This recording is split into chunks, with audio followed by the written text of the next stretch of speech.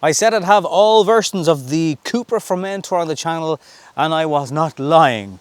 This one is probably the one I should have saved for last. It's the 306 brake horsepower, 4-wheel drive, 0 to 60 miles an hour in just over 4 seconds version of Cupra's hatch slash crossover, what you may call it, thingamabob.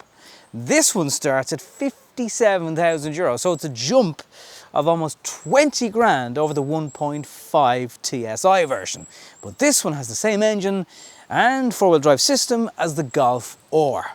So just how good is it? Well, we are going to find out today. If you have not subscribed yet to the channel, please do. We want to get to 20,000. You can support us on PayPal and Patreon and loads of ways in the links in the descriptions below. Let's check it out.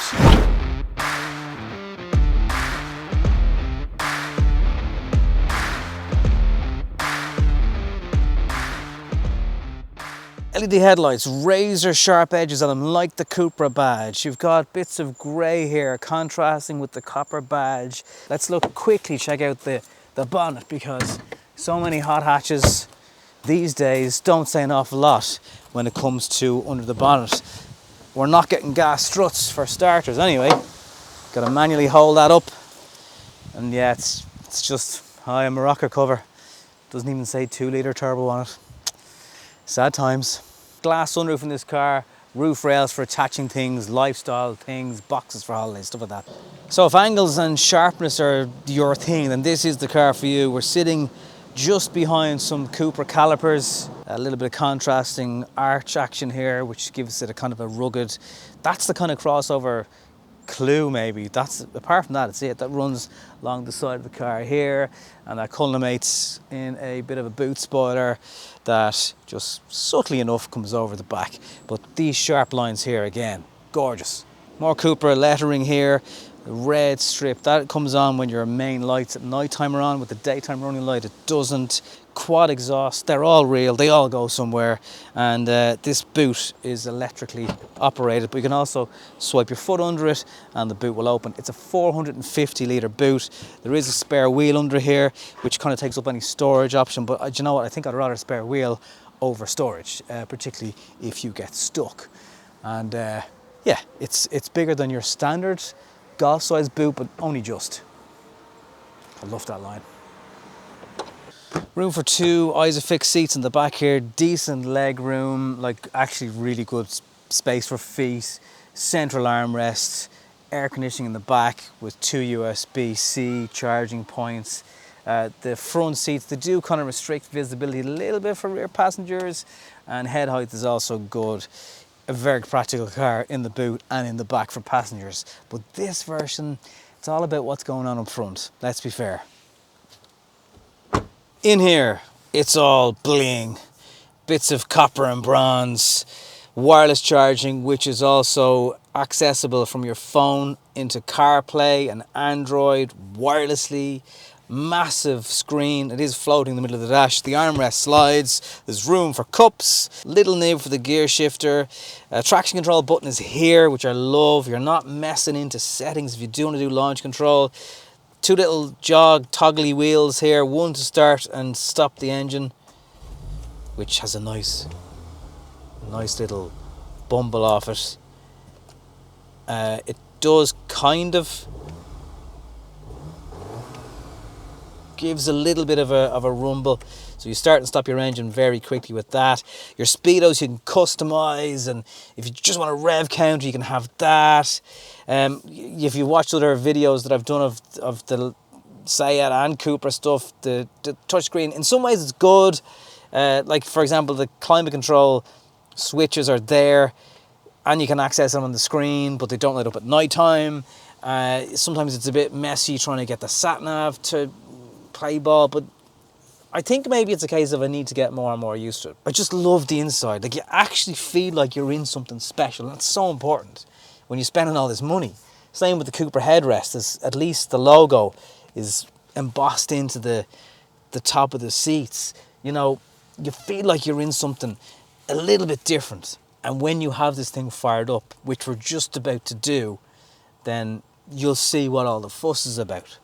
It's weird to have something in direct competition with something so successful like the Golf 4. But little things like the blind spot and the lights here that you don't get in the Golf, it all just elevates it a little bit.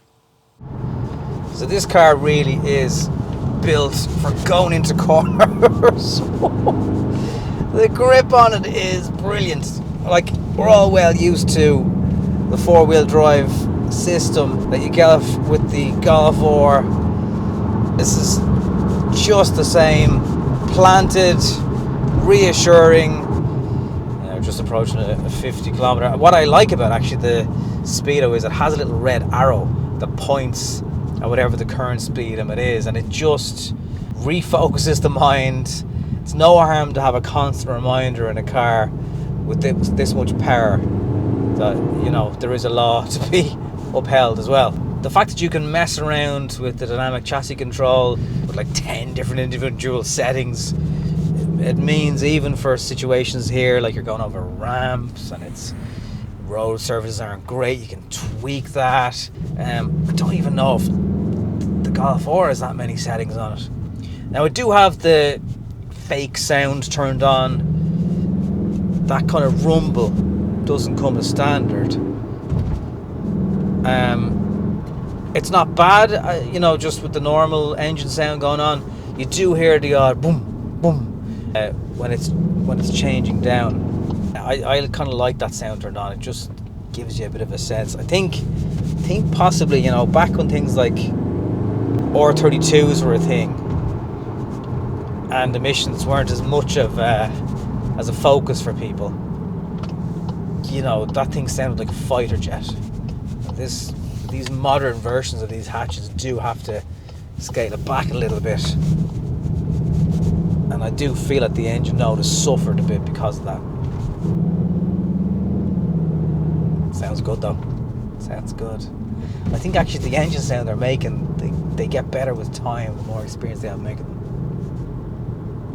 The Cupra button as well that I mentioned, it means you can just quickly flick between different modes.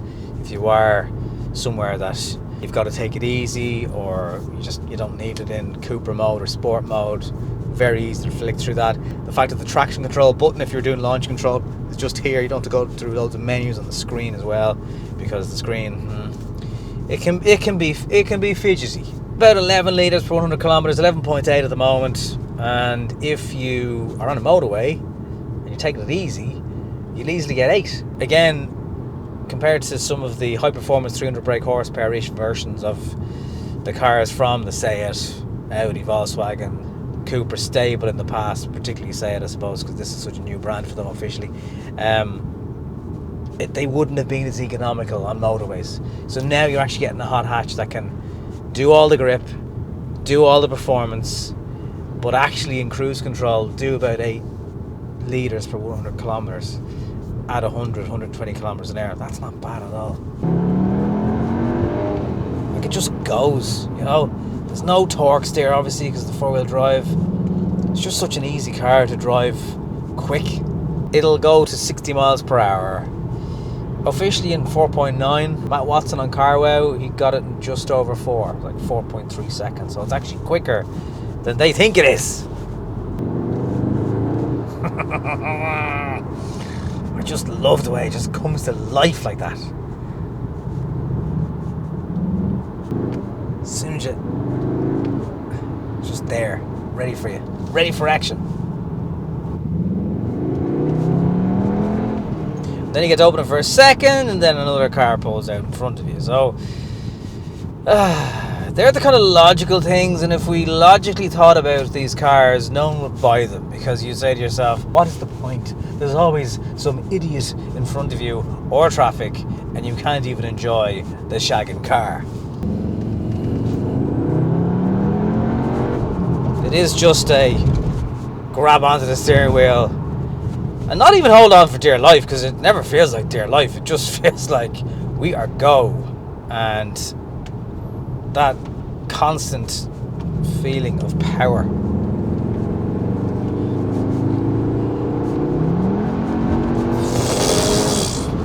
It's really quite insane. Very controlled, very planted, sure-footed, whatever you want to call it. Like, Jesus, it's just, yes, it is, you know, a hot hatch without any of the sacrifices. Just the power just keeps on going. Wow. And then the brakes, oh, they work nicely too.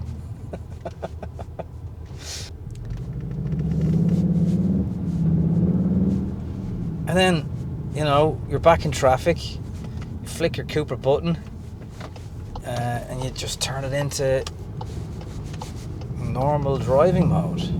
As I said, I haven't driven the new Golf 4, I have driven the last model, the Mark 7, and that is epic as well. The grip on that is fantastic. I mean, it is all you never need, but it's just something a bit different. It does all the same things, but it's not going to be anywhere near as common as any type of Golf. I know Golf Rs aren't 10 a penny in the roads, but Golfs are, and ever since they brought in that R-line kit, apart from the exhaust, to the untrained eye, you'd be like, ah, it's just another Golf. This will get the, what is that? Noticeable difference when you turn off that Cupra sound effect. There's me. Oh, there's the big. Do you hear that? I don't know if you can hear it. It's a little bit of, it's like a faint sound of thunder off in the distance. It's more that than a crack or a pop. I love this car. I love it. It is not my money. It's potentially your money, and I do respect that. But I urge you to be brave enough and get all the performance the Golf 4 has in something that looks better. There, I said it. Thank you very much for watching. If you would like to support us, comment, like, share, and click on the support links down below. I will see you on the next one.